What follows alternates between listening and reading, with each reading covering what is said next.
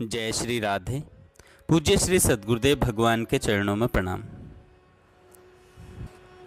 पूज्य श्री राधा बाबा कहते हैं, चाहे ध्यान न लगे पर अपनी जान में कुछ समय निकालकर सच्चे हृदय से पूरी चेष्टा करता है कि मेरा मन भगवान में लग जाए। उसका ध्यान न होने पर भी भगवान उसे अपना भक्त मान लेते हैं।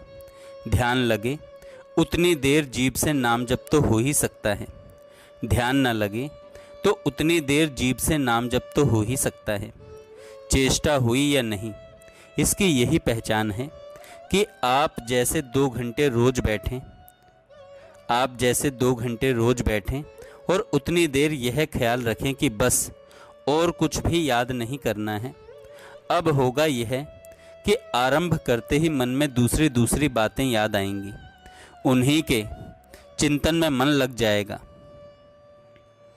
पर फिर ख्याल आएगा कि अरे मन तो भाग गया। बस यह ख्याल आते ही यदि आपने उतनी बार सच्चाई के साथ उसे जोड़ने की चेष्टा की, तब तो समझना चाहिए कि पूरी चेष्टा हुई है। यह न होकर जब ध्यान करने बैठें और दूसरी व्यापार संबंधी बातों में मन भाग गया तथा फिर जब याद आया तो याद आने पर भी उन्हीं बातों को सोचने लग गए और यह कहने लगे कि क्या करें, जब ध्यान नहीं होता तब व्यापार की ही बात सोच लें। ऐसा करना ही पूरी चेष्टा नहीं करना है।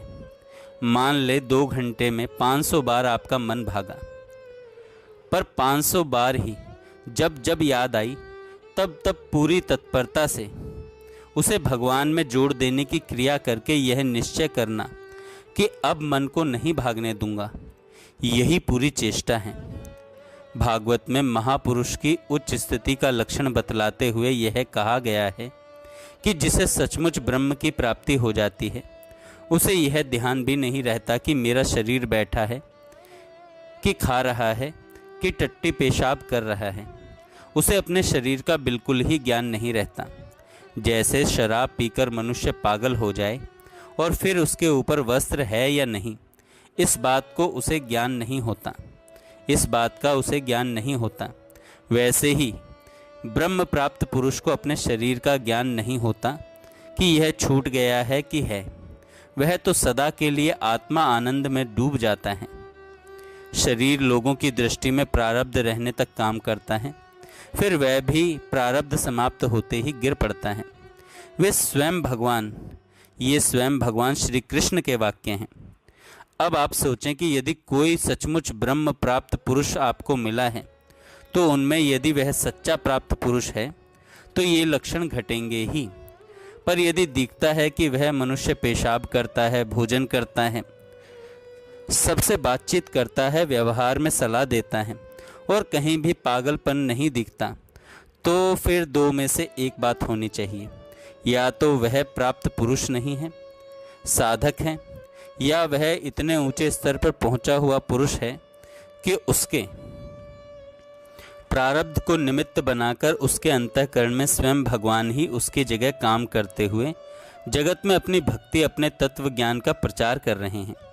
इन 2 बातों के अतिरिक्त तीसरी बात मेरी समझ में नहीं आती।